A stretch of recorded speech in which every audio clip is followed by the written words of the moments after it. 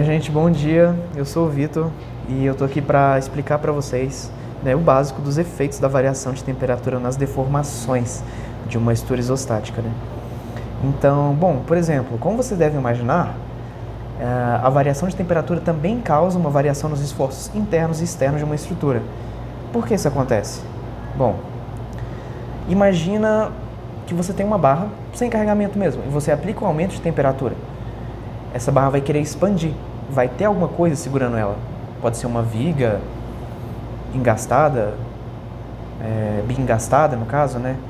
Já que a gente está falando de estrutura aqui, porque a engastada ela seria livre para deformação, né? Mas aí você vai ter uma força que surge, né? Uma força que surge ali interna querendo causar isso. Então a gente tem uma estrutura aqui, ó, um pórtico bem simples. Aí sim, ó, ficou muito torto. Uma estrutura tá bem larguinho, acho que é para facilitar a visualização, tá? Bem larguinho. Isso aqui é um pórtico. Visualização mais simples, como vocês sabem, né? Classificar os apoios, um apoio do segundo gênero e um apoio aqui, ó, do primeiro gênero. Então, o que acontece? Essa estrutura aqui, ela vai sofrer pequenas deformações devido ao aumento de temperatura. Vai haver uma mudança de volume. Porque imagina, a temperatura está quente aqui, ó, essa barra aqui vai querer dilatar. E vão surgir esforços que vão mudar as reações. Então, por exemplo, vou fazer isso aqui só para sinalizar, mas depois fica mais claro. Como vocês lembram do ensino médio, a gente tinha umas fórmulas lá para calcular a deformação por temperatura, né? Que levavam muitas vezes em consideração o θ. E no caso seria aqui, ó, θi como temperatura interna e θs temperatura externa, tá?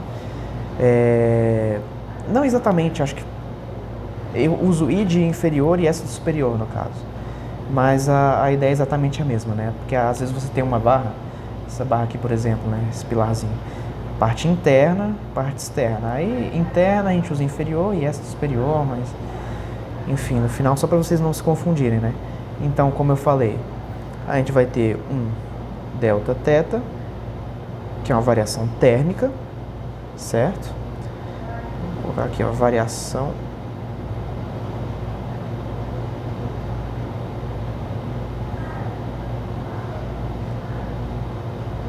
térmica. O que mais que a gente vai ter? A gente vai ter esse dθ, que vai ser um negocinho aqui em cima, ó, o dθ. O que é o dθ? É uma forma que vai depender da variação de temperatura, a variação térmica. Então, alfa Δθ dx, certo? Onde o alfa é o coeficiente de dilatação desse material, tá?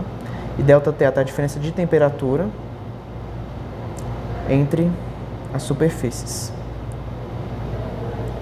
Vocês sabem, pelo PTV, certo? Que isso aqui, ó, o somatório dos internos é igual aos externos. Então, o que você tem aqui, ó? Acontece que, de acordo com a variação da temperatura, para a dilatação ser uniforme, a temperatura da superfície superior, né, tem que ser igual à temperatura inferior. Por quê? Pensa numa lâmina bimetálica, por exemplo. São coeficientes diferentes para a mesma temperatura, ele vai envergar, vai entortar, e assim que funciona um ar-condicionado, por exemplo, para poder desligar, né? Então, se você tem o mesmo material, se ele vai estar em temperaturas diferentes, tanto na parte de cima ou na parte de baixo, um lado vai deformar mais que o outro, certo? Então, a gente já sabe que para estar deformando de forma igual, né? Para essa deformação ser igual a 1, a temperatura tem que ser igual em ambas as faces da estrutura. Ou às vezes, né, muitas vezes também o que acontece? A variação pode ser não uniforme. Vou fazer uma pausa aqui para fazer o desenho e já volto. Então, ó, voltei, fiz um desenho aqui, ó. Você tem uma barra, né? Uma espécie de corpo E aí você vai ter uma deformação não uniforme. Por quê? Porque apesar do material ser o mesmo, a temperatura da superfície superior é diferente da temperatura da superfície inferior. Então você vê aqui que tem uma variação de altura e tem, como eu falei, da forma, né? Vocês podem ver a fórmula aqui, ó, nosso alfa, delta, teta, dx. Teta é o quê?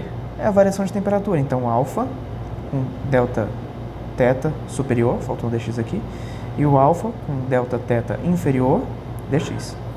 Se você substitui, você subtraindo isso aqui, ó, você vai ter um delta φ é igual a alfa, delta, teta i inferior, dx, menos alfa, delta, teta superior, dx. O que é isso?